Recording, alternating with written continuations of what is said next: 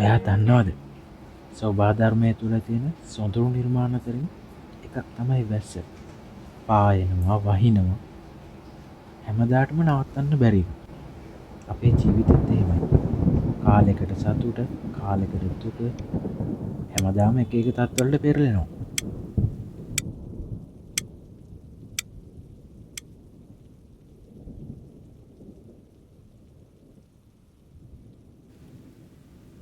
ගොරවන ශබ්ද විදුලි කෙටීම් වගේ දේවල් වලින් සහ පරිසරය තුළ සමහර වෙනස්කම් තුළින් වැස්සට තව ලස්සනක් එකතු කරනවා.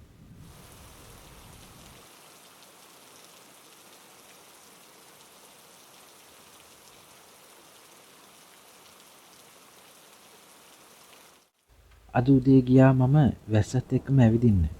තනිවම කවුරුත් නැති නිශ්ශබ්ද හැමදේම නිස්කලංක වෙලා හැම තැනම තෙමිලා වැහි බිඳු සද්දේ සීතලෙන් පතිත වෙන හුළඟ මගේ හිතේ තිබුණු එකම හැඟීම මේ විදියට ජීවිතේ සුන්දරද? ඒකට මම හිතුවා ඇත්තටම ජීවිතේ ලස්සන තියෙන්නේ අපි ඒක බලන හැටි වෙනස් කරන විට. වහිද්දි ගොඩක් අය දුවගෙන යනවා වැස්සෙන් බේරෙන්න. ඒත් මම නැවතිලා කුඩා කුඩයක් යට අහස දිහා බලාගෙන හිටියා. වැලිකටත් එක්ක යන වතුර මට ඒක හරි ලස්සනයි. අපේ ජීවිතේ අඳුරුම දවස්වල ලස්සන තියෙනවනි කියලා මට හිතුණා. ජීවිතේ තනිකමට කඩා වැටීම් ප්‍රතික්ෂේප වීම ඒවට කවුරුත් ඔබට උදව් කරන්නේ නැහැ. ඒක හරි. ඔයාමයි. ඔයාමයි නවතින්න නැතුව ඉස්සරහට යන්න ඕන.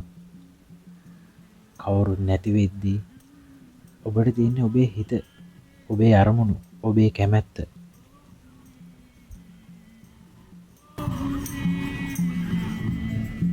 වැස්ස වැටෙන දවසක තනිවුණු වෙලාවකට කුඩයක් යට වැස්සේ අහස දිහා බලන එක ඔබේ ජීවිතේ හොඳම තීරණය විය හැකි. ඔයා දන්නේ නැහැ ඒ තනිව යන ගමන ඔයාට අලුත් මඟක් විවෘත කරනවා කියලා.